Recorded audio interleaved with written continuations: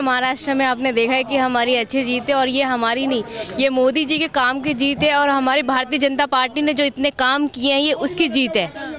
और जिस तरीके से पब्लिक ने अपना ये बहुमत दिया है हम भाजपा पार्टी को, ये हमारे लिए बहुत ही, पब्लिक को भी हमें धन्यवाद है और वहाँ की सारी जनता का हम धन्यवाद करते हैं कि उन्होंने इतना अच्छा समर्थन दिखाया है कि पार्टी सोच भी नहीं सकती थी कि इस लेवल तक भाजपा आ जाएगी। वो भी महाराष्ट्र में एक बम्पर जीते और वो मराठी मानुस ने कमाल कर दिखाया। और मोदी जी का ये है कि मोदी जी वहाँ गए और वहाँ की बहनों ने मोदी जी को पूरा समर्थन दिया। ये हम वहाँ की जनता का तहे दिल से धन्यवाद करते हैं। जो और भी लोग हैं जैसे अखिलेश यादव हो गए, राहुल गांधी, कह रहे हैं कि निष्पक्ष जो चुनाव है वो नहीं हुआ है। वो जब हारने लगते हैं तो वो हार की राजनीति करने लगते हैं। कभी उनकी ईवीएम मशीन फेल हो जाती है, कभी वो बोलते हैं कि ये खराब हो गया, वो खराब हो गया। जब वो यूपी में जीते थे, जब सीटें लेके आए थे लोग, तब उन्होंने क्यों नहीं बोली ये बात। आज जब हमारी जीत हो जाती है महाराष्ट्र में, तब वो बोलते हैं कि ये प्रॉब्लम हो गई या निष्पक्ष इलेक्शन नहीं हुआ। ये उनके झूठे वादे हैं, झूठे चोचले हैं, क्योंकि वो महाराष्ट्र में 1% भी काम नहीं करते। वहाँ की जनता जो है बहुत परेशान रहती है और वहाँ पे कहीं भी वो पार्टी के जो कार्यकर्ता है कहीं कोई एक्टिव नहीं है। देखिए, महाराष्ट्र में जो शानदार वापसी हुई है वो विकास की जीती है। कहीं न कहीं माननीय मोदी जी का परचम पूरे देश में लहरा रहा है और वहाँ की सरकार, मान लो जो 2.5 साल आपके उद्धव ठाकरे जी खा गए थे, उसके बाद एकनाथ शिंदे जी आते हैं और संगठन मिल के अच्छा काम करता है। और लाडली बहना योजना, बहुत सारी ऐसी तमाम योजनाएं। ये भी कि क्या लाडली बहना योजना जो है इस बार काम कर गया है? बिल्कुल काम कर गया है। यही एक योजना नहीं है, उज्ज्वला योजना ले लो, आप देखिए आयुष्मान योजना ले लीजिए, आप सड़क देखिए, आप रेल का काम देखिए, हर वो काम जो माननीय मोदी जी की अगुवाई में हो रहा है देश का विकास, उससे जनता खुश है। और इतना अच्छा सुशासन पिछले 70 सालों में, 80 सालों में आप नोट कर लोगे, कहीं नहीं हुआ है। तो उसकी जीत है, किसी व्यक्ति विशेष की ये बात नहीं। योगी जी का नारा क्या लग रहा है, काम कर गए? मोदी जी और योगी जी का एक एक लाइन का नारा था। योगी जी ने बोला था बटेंगे तो कटेंगे, और मोदी जी ने बोला था एक है तो सेफ है। दोनों लोगों ने एक ही नारों को पूरा किया। एक लाइन उन्होंने बोला, दूसरी लाइन को लोग इसको अलग अलग तरीके से देख रहे हैं। मोदी जी ने जो नारा दिया था वो नारा नहीं है, हिंदुओं के लिए एक मंत्र है। इस मंत्र को लेकर के हम लोग 2029 के लोकसभा चुनाव तक जाएंगे और एक बार फिर से मोदी जी को 2029 में लोकसभा का चुनाव जिताएंगे। क्या लग रहा है, नारा काम सेफ है? जो नारा कम है उसका मतलब हुआ कि भारतीय जनता पार्टी पूरे देश को एकजुट करके चल रही है। जो सभी जातियों में विभाजित करने की कोशिश, जाति जनगणना, ये राहुल जी लगे पड़े थे, ये भाई ये मौर्य हैं, ये क्षत्रिय हैं, ये ब्राह्मण हैं, इन सब से उनका मतलब हुआ कि एक है तो सेफ है, हमारा देश सेफ है। आते हैं आपके पास। अभी देखिए यूपी की एक बेटी मौजूद है, लगातार योगी बाबा के काम पर ये जो है कि चीखती चिल्लाती रहती, तारीफ करती रहती, कह सकते हैं। कैसा लग रहा है? जो भाई बहुत अच्छा लग रहा है। और भाई यूपी में अगर इसकी 7 सीट आ रही है और ये 2 सीट लेके भी खुश हो रहे हैं तो कोई खुशी की बात नहीं है उनके लिए। कि निष्पक्ष चुनाव नहीं हुआ। अरे हर बार निष्पक्ष नहीं होता गए, पिछली बार भी निष्पक्ष नहीं हुआ, अब की बार भी निष्पक्ष नहीं हुआ। भाई कब सिर होगा निष्पक्ष नु तो बता दो, कब नहीं होगा ये तो बताओ। भाई जो कुराली में वहाँ छोरी मारी इन्होंने, मर्डर कर दिया उसका, वो तो निष्पक्ष दिख रहा ना सबको। जो ये मासिक जिता के बैठे, कद होगा निष्पक्ष? दूरते ही नहीं की सरकार होती है। जनता मरवा मरवा का छोड़ दी इन्होंने, खून की गली इन्होंने बना बना का छोड़ दी। जीव तो टोपी धर धर का पिछोंडा ठा ठा के बैठा कर ये जब क्या तक, जब कहाँ थे ये उस टाइम पे? निष्पक्ष नहीं होता।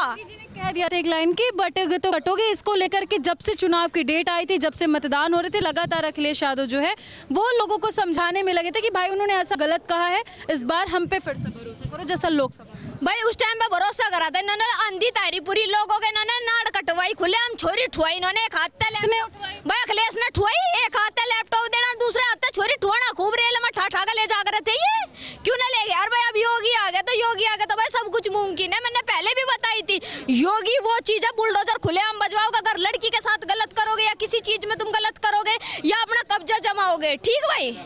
और भाई हिंदू धर्म को सबसे ज्यादा राष्ट्र घोषित कराने के लिए, अखंड भारत कराने के लिए सबसे ज्यादा योगदान वो बंदा दे रहा, तो बताओ फिर किसे जितावेगी जनता? वहां तो नहीं मान रहे। राहुल गांधी नहीं है, वो राहुल खान है। ठीक 70 बार बता रखी, हल्दीराम पे भी भुंडा मिक्सर मसाला आएगा वो। और भाई राहुल खान की क्या ही बात करो, वो तो जलेबी की फैक्ट्री हरियाणा में गड्ढा था, हरियाणा में बत्ता साफ हो गया, उसका सूपड़ा साफ कर दिया। निरोड़ भाई यहाँ भी कर दिया, ठाकुर छुट्टी, बात खत्म। क्या लग रहा है, सूपड़ा साफ हो गया ये कह रही है? पत्रकार महोदय, योगी जी का जो बयान था बटेंगे तो कटेंगे, और यूपी की जनता ने इस बात का प्रमाण दिया है कि जो पटरियों पर सिलेंडर रखे जा रहे थे, जो थूक जिहाद में चल रहा था, वोट जिहाद चल रहा था, इन सारी जिहादों पर लात मार करके यूपी की जनता ने फिर से योगी जी के साथ आया है। देखिए, मोदी है तो मुमकिन है, ये नारा जब मोदी जी 14 के बाद आए थे तभी नारा था कि मोदी है तो मुमकिन है। तो जहाँ मोदी जी की बात होती है वहाँ आप ये मत कहो कि इम्पॉसिबल को भी पॉसिबल कर देते हैं, ठीक है। तो ये चीज़ें तो वो है ही नहीं कि वो नहीं है। लेकिन हाँ, महाराष्ट्र की जनता ने सबसे ज़्यादा एक हैं तो शेफ हैं के नारा के साथ चला है।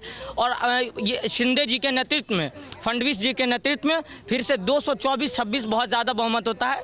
ये तो इतनी उम्मीद नहीं की जा सकती थी, लेकिन महाराष्ट्र की जनता ने दिखाया है कि मोदी जी का। अगर बीजेपी की उम्मीद है इस बार, ये लोग झारखंड में भी बहुत ज़्यादा उम्मीद जता रहे थे कि झारखंड में भी इस बार जो है कि वो हम लोगों का जो पासा है वो चल जाएगा, हम लोग का जो नारा है वो हो जाएगा, मोदी जी मुमकिन है, ये सारी चीज़ें हो रही है। क्या हो? देखिए, झारखंड के चुनाव की बात करेंगे पत्रकार महोदय, तो झारखंड में बहुत सारे मुद्दे रहे। झारखंड में कोई चर्चित इतने बड़े चेहरे नहीं थे भाजपा के। हो सकता है, देखिए, कमियां होती है तभी भाजपा पिछड़ते हैं, नहीं तो तमाम तरह के प्रोपेगेंडा लगने के बाद भी अगर हरियाणा में सरकार दमदार तरीके से बना सकती है तो झारखंड में भी याद करिए कि 10 साल पहले भाजपा की ही सरकार थी रघुवर दास के नेतृत्व में। तो झारखंड में हेमंत सोरेन का जो प्रोपेगेंडा है वो हो सकता है कि एक हद तक साबित हो गया, और उन्होंने जो झूठे वादे किए जनता का, उन वादों के अंतर्गत उनको वोट किया गया है। लेकिन मैं दावे के साथ कह सकता हूं कि हेमंत सोरेन ने जो भी जनता से वादा किया है उसमें से एक भी वादा पर जो हेमंत सोरेन खरे नहीं उतर पाएंगे। और फिर से मुझे लगता है कि जिस तरह से जोड़ तोड़ बिहार में भी उपचुनाव हुआ था 4 सीटों पर, एनडीए जो है कि वो जीत दर्ज करती हुई नजर आ रही है। रुझान के हिसाब से देखा जाए तो बिहार में भी ऐसी उम्मीद नहीं थी, क्योंकि आरजेडी भी बड़ा दावा कर रही थी कि भाई अब तक जनता बेवकूफ़ बन चुकी है, अब नहीं बनेगी। पत्रकार महोदय, बिहार का तो मैं खुद रहने वाला हूं, बिहार के एक एक रग से वाकिफ हूं। बिहार में जो जातीय जनगणना, जातीय वाला जो कार्ड खेलते हैं, इनके जातीय वाला कार्ड को जब से भाजपा की सरकार बनी है, जब से भाजपा और एनडीए साथ मिलकर के, जदयू साथ मिलकर के नेतृत्व कर रही है बिहार में जाति सूचक शब्दों से थोड़ा बहुत तो आदमी बाहर आया है। और अब हिंदुत्व के नाम पर, एक हैं तो शेफ हैं के नाम पर जिस तरह से ये जिहादी मानसिकता के लोग हर जगह बढ़ रहे हैं, जिस तरह से हिंदुओं के देवी देवताओं के ये प्रतिमाओं को खंडित किया जा रहा है, रैलियां में पत्थर चल रहे हैं। आप देख लो, सेकुलरिज्म के नाम पर देश में एक समुदाय के लोगों को विशेष आरक्षण की बात कर रहे हैं। और आप जब 4 सीट की बात कर रहे थे तो जीत तो ऑब्वियसली वहीं पर पक्की थी जब तेजस्वी यादव ने कहा था कि हम मुसलमानों के साथ हैं और मुसलमान के लिए अगर कुछ होगा तो हम ईंट से ईंट बजा देंगे। काश अगर तेजस्वी यादव अगर हिंदुओं के साथ खड़े रहते तो आज उपचुनाव में वहाँ का भी नहीं ये हाल होता।